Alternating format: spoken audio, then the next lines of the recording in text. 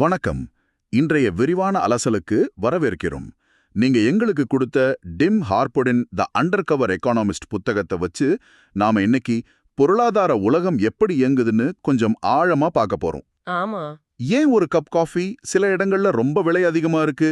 சில நாடுகள் ஏன் இவ்வளவு பணக்கார நாடுகளா இருக்கு? மத்த நாடுகள் ஏன் ஏழையா இருக்கு? இதுக்கெல்லாம் பின்னாடி இருக்கிற அந்த மறைமுகமான சக்திகள் என்ன? வாங்க, இந்த பொருளாதார புதிர்களை கொஞ்சம் அவிழ்க்கலாம். இது உங்கள மாதிரி விஷயங்களை ஆழமா அதே சமயம் வேகமா தெரிஞ்சுக்க விரும்புறவங்களுக்கான ஒரு சிறப்பு பார்வை. நிச்சயமா. இந்த புத்தகம் ஒரு பொருளாதார நிபுணரோட கண்ணாடியை நமக்கு மாட்டி விடுதுன்னே சொல்லலாம். நாம தினமும் பார்க்கிற சாதாரண விஷயங்கள்ல இருந்து உலகளாவிய பிரச்சனைகள் வரைக்கும் ஆமா, எல்லாத்துக்கும் பின்னாடி இருக்கிற அந்த அரிதான தன்மை, அதாவது ஸ்கேர்சிட்டி, அப்புறம் ஊக்கத்தொகைகள், இன்சென்டிவ்ஸ், தகவல், இன்ஃபர்மேஷன், இந்த மாதிரி விஷயங்களை நம்ம அலசி ஆராய போறோம். சரி.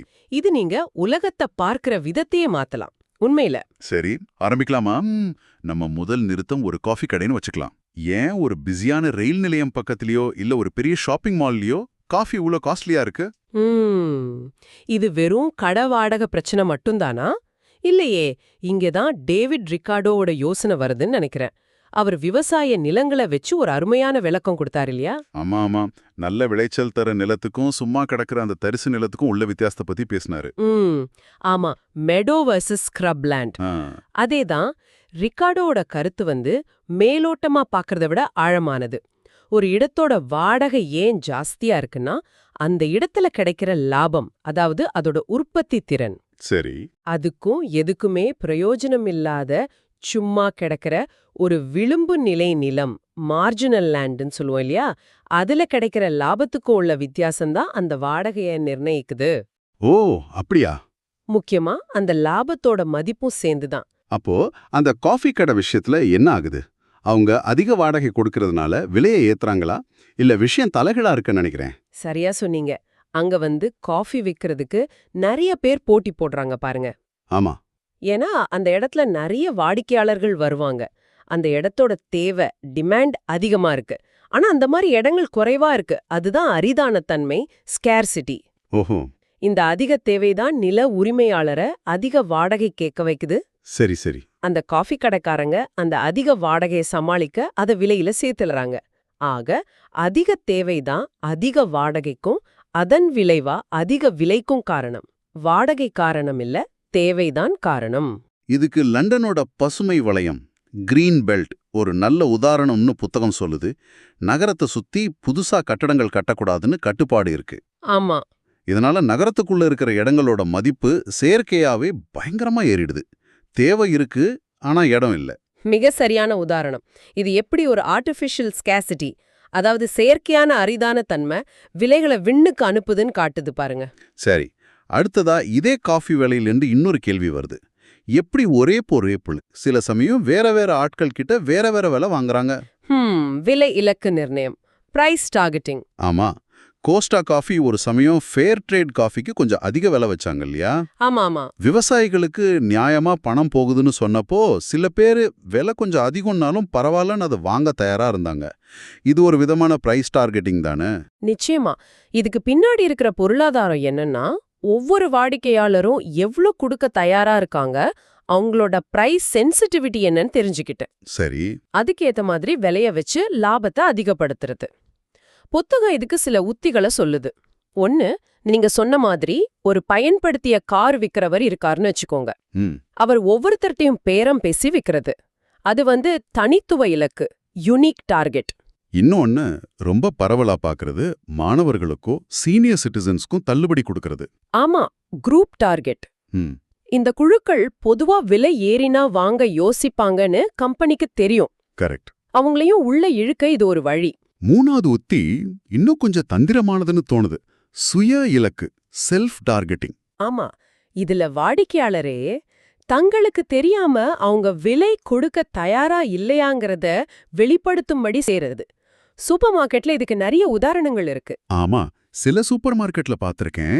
விலை குறைஞ்ச அவங்களோட ஓன் பிராண்ட் பொருட்களே கண்ணுல படாத மாதிரி கீழ்த்தட்டுலயோ இல்ல மூளையிலயோ வச்சிருப்பாங்க. ஆமா ஆமா. ஆனா விலை அதிகமான பிராண்டட் பொருட்கள் நம்ம கண்ணுக்கு நேரா இருக்கும். அவசரத்துல வர்றவங்க விலை பார்க்காம அதை எடுத்துட்டு போயிடுவாங்க. அதேதான். இல்லன்னா சில சமயம் ஒரே பொருள் ஆனா ஆர்கானிக்னு சொல்லி தனியா கொஞ்சம் தள்ளி வச்சிருப்பாங்க. ஆமா. சாதாரண பொருளோட விலைய உடனே ஒப்பிட்டு பார்க்க முடியாது. ஹோல் ஃபுட்ஸ் மாதிரி கடைகள்ல இத பார்க்கலாம். திடீர்னு வர buy one get one free offer கூட ஒரு வகையில இந்த மாதிரி தான். எப்படின்னு சொல்றீங்க? விலை பத்தி கவலைப்படாதவங்க முதல் தடவையே வாங்கிடுவாங்க.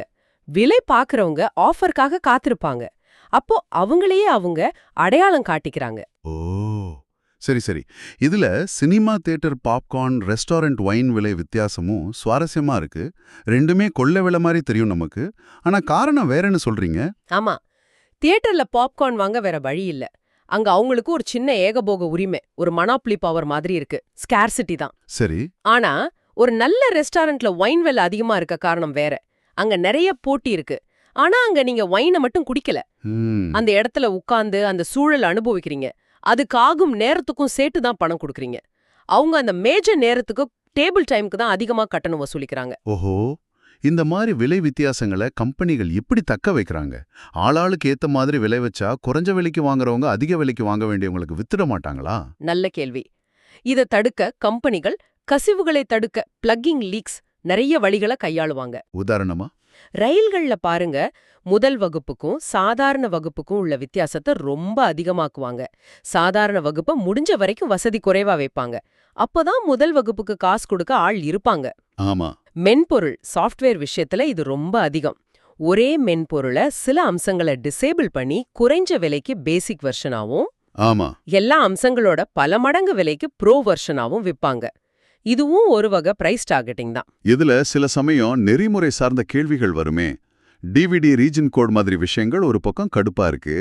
ஆனா இன்னொரு பக்கம் ஏழை நாடுகளுக்கு குறைஞ்ச விலையில உயிர்காக்கும் மருந்துகளை கொடுக்கறது அது நல்ல விஷயமா படுது. நிச்சயமா அது ஒரு சிக்கலான விஷயம்.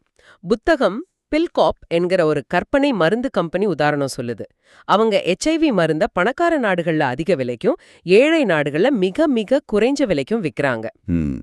இது மேலோட்டமா பார்க்க சரியில்லைன்னு தோணலாம். ஆனா இதனால கம்பெனி தன்னோட ஆராய்ச்சி செலவை பணக்கார நாடுகள்ல இருந்து எடுத்துக்க முடியுது. அதே சமயம் ஏழை நாட்டு மக்களுக்கும் மருந்து கிடைக்குது. சில சமயம் இது ஒரு வின் வின் சூழலை உருவாக்கலாம்னு சொல்றாங்க. சரி, இப்ப சந்தைகள் சரியா வேலை செய்யாத இடங்களை பத்தி பேசுவோம். மார்க்கெட் ஃபெயிலியர்ஸ் இதுல முதல் வகை புறவிளைவுகள் இல்லையா? ஆமா, எக்ஸ்டர்னாலிட்டிஸ். அதாவது ஒருத்தரோட செயல்பாடு சம்பந்தமே இல்லாத மத்தவங்கள பாதிக்கிறது. போக்குவரத்து நெரிசல் இதுக்கு ஒரு அருமையான உதாரணம்னு நினைக்கிறேன். ஆமா, நீங்க காரை ஓட்டும்போது நீங்க வெளியிடுற புகை மற்றவர்களோட ஆரோக்கியத்தை பாதிக்குது. நீங்க ரோட்டை அடைச்சுக்கிறதுனால மற்ற வாகனங்கள் தாமதமாகுது, இரைச்சல் உருவாகுது, விபத்து அபாயம் அதிகமாகுது. சரி, இதெல்லாம் உங்களுக்கும் பெட்ரோல் பங்குக்கும் நடக்கிற நேரடி பரிவர்த்தனைக்கு வெளியே நடக்கிற பாதிப்புகள். இது ஒரு எதிர்மறை புறவிளைவு, நெகட்டிவ் எக்ஸ்டர்னாலிட்டி. இதுக்கு தீர்வாதான் லண்டன்ல நெரிசல் கட்டணம், கன்ஜெஷன் சார்ஜ் மாதிரி விஷயங்களை கொண்டு வராங்க. அதாவது இந்த மறைமுகமான பாதிப்புகளுக்கு ஒரு விலை வைக்கிறாங்க. ஆமா. ஆனா இது ஏழைகளுக்கு எதிரானது. பணக்காரங்க மட்டும் காசு கொடுத்துட்டு மாசுபடுத்திக்கிட்டே இருப்பாங்கன்னு ஒரு வாதம் இருக்கு. அந்த வாதம் இருக்கு, உண்மைதான். ஆனா இங்க முக்கியமான விஷயம், சராசரியா ஒரு கட்டணம் வசூலிக்கிறது இல்ல, விளிம்ப நிலை கட்டணம், மார்ஜினல் காஸ்ட் தான் முக்கியம். அதாவது நீங்க ஒவ்வொரு தடவை நெரிசலான நேரத்துல நெரிசலான இடத்துக்கு கார் எடுத்துட்டு போறதுனால சமூகத்துக்கு ஏற்படுற கூடுதல் செலவு, எக்ஸ்ட்ரா காஸ்ட்டை நீங்க உணரணும்.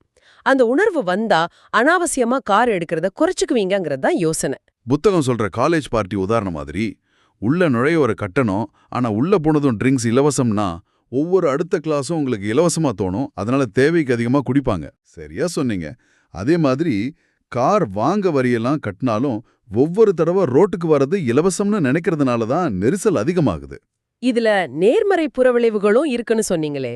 ஆமா, பாசிட்டிவ் எக்ஸ்டர்னாலிட்டிஸும் இருக்கு. தடுப்பூசி போட்டுக்கிறது ஒரு உதாரணம். உங்களுக்கு பாதுகாப்பு கிடைக்கிறது இல்லாம நீங்க நோயை பரப்பாம இருக்கிறதால மத்தவங்களுக்கும் நல்லது. ஆமா. இல்ல, ஒருத்தர் தன்னோட தோட்டத்தை அழகா பராமரிச்சா அந்த வழியா போற நமக்கும் அது சந்தோஷம் கொடுக்கும். ஆனா இந்த மாதிரி நல்ல விஷயங்களுக்கு நேரடியா பணம் கிடைக்காததால இது பொதுவா தேவைக்கு குறைவாதான் நடக்கும். சில சமயம் பேசி தீர்த்துக்கலான்னு சொல்றீங்களே, கோஸ் தீரம் பத்தி. ஆமா, சில நேரங்கள்ல சம்பந்தப்பட்டவங்க பேசி ஒரு உடன்பாட்டுக்கு வந்து இந்த புறவிளைவு பிரச்சனைகளை தீர்த்துக்க முடியும். உதாரணமா, வீட்டு உரிமையாளர் வாடகைக்கு இருக்கிறவர் வீட்டை சுத்தமா வச்சுக்கிறதுக்காக பெயிண்ட் செலவை ஏத்துக்கலாம். ஏன்னா வீடு நல்லா இருந்தா 2 பேருக்குமே நல்லது. ஆனா எல்லா நேரமும் இது சாத்தியமில்லை இல்லையா? நிச்சயமா இல்ல. அதனால தான் அரசாங்கங்கள் சில சமயம் தலையிட வேண்டியிருக்கு. அமெரிக்கால சல்ஃபர் டை ஆக்சைடு மாச கட்டுப்படுத்த அனுமதி ஏலம் பெர்மிட் ஆக்ஷன் விட்டது இதுக்கு ஒரு முயற்சி. ஓ, அது எப்படி வேலை செய்யுது?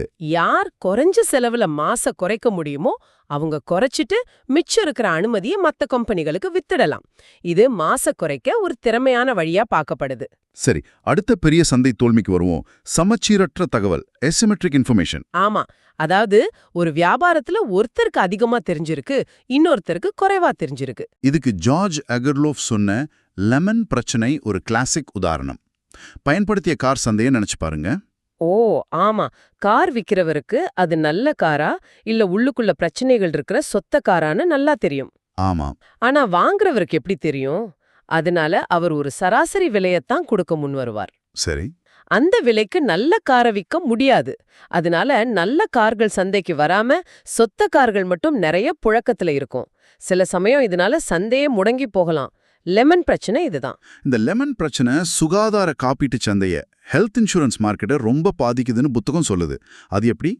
ஏன்னா ஒருத்தருக்கு தன்னோட உடல்நிலை பற்றியும் தனக்கு எதிர்காலத்துல நோய் வர வாய்ப்பு அதிகமா இல்லையானோ காப்பீட்டு நிறுவனத்தை விட அதிகமா தெரியும். ஆமா, நமக்கு தான் தெரியும்.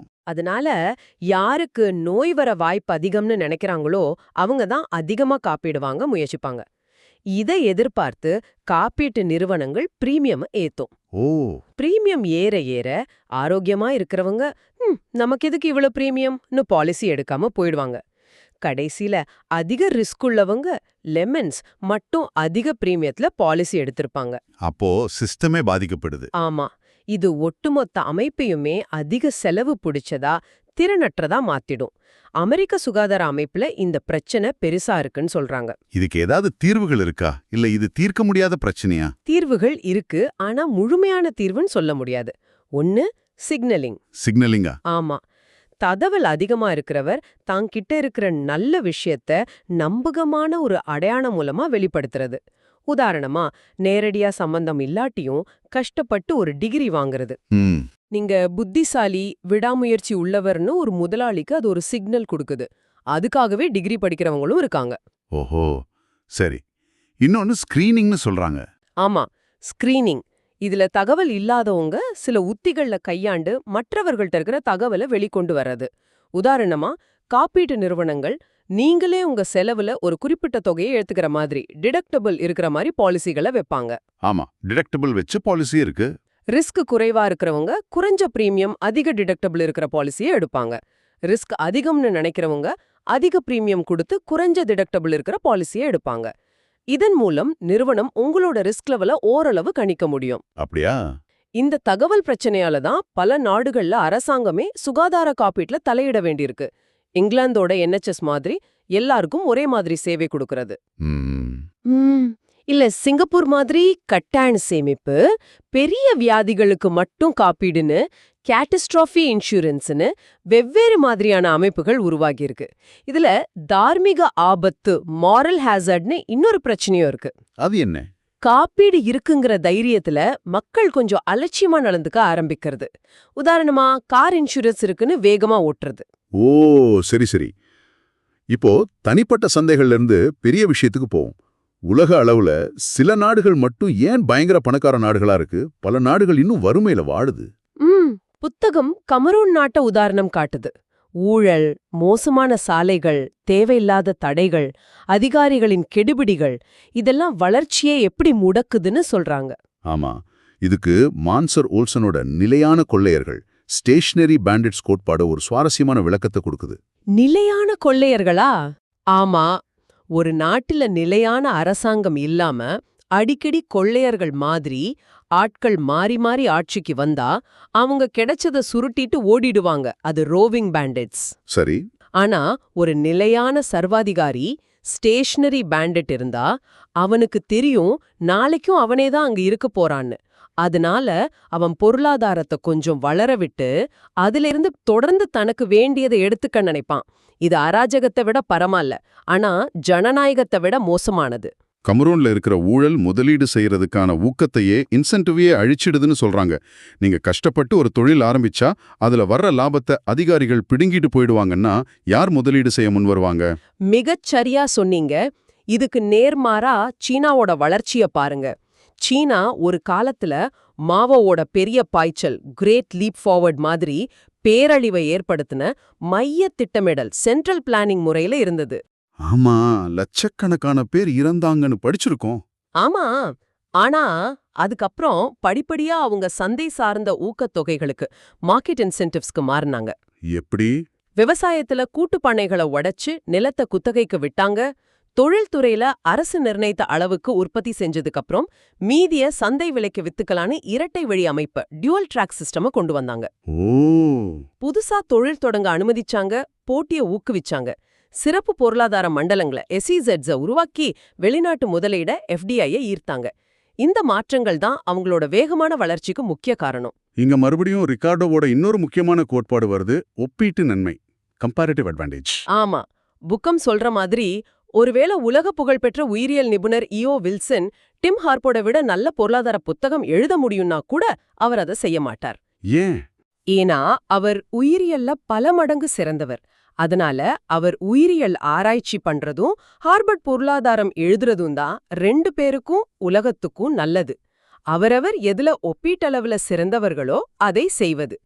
அதே மாதிரி அமெரிக்கா தயாரிக்கிறத விட சீனா திறமையா இருக்கலாம். சீனா எந்திர துளைக்கருவி ட்ரில் தயாரிக்கிறத விட அமெரிக்கா திறமையா இருக்கலாம். ஆமா, 2 பேரும் தங்களுக்கு எதுல ஒப்பீட்டளவுல சிறந்த விளங்க முடியுமோ அதை செஞ்சுட்டு தங்களுக்குள்ள வியாபாரம் செஞ்சுக்கிட்டா 2 நாடுகளுமே லாபம் அடையும். இதுதான் வர்த்தகத்தோட அடிப்படை. இதுல சில உள்நாட்டு தொழில்கள் பாதிக்கப்படலாம்ங்கிறது உண்மைதான். தொழில்நுட்பம் வரும்போது லட்டைட்ஸ் எதிர்த்த மாதிரி எதிர்ப்புகள் வரலாம். ஆனா ஒட்டுமொத்தமா பார்த்தா வர்த்தகம் நாடுகளை வளமாக்குது. வேர்வை கடைகள், ஸ்வெட் ஷாப்ஸ் பத்தின கவலைகள் நியாயமானவைதான். ஆனா புத்தகம் சொல்ற பார்வை என்னன்னா, அது வறுமையோட விளைவு, காரணம் இல்ல. ஆமா, அது ஒருவேளை அதை விட மோசமான வேலையில்லா திண்டாட்டத்துக்கோ விவசாய வேலைக்கோ ஒரு மாற்று, ஒரு முன்னேற்றத்துக்கான படி. அதுதான் அங்க இருக்கிற நிலைமைன்னு சொல்றாங்க.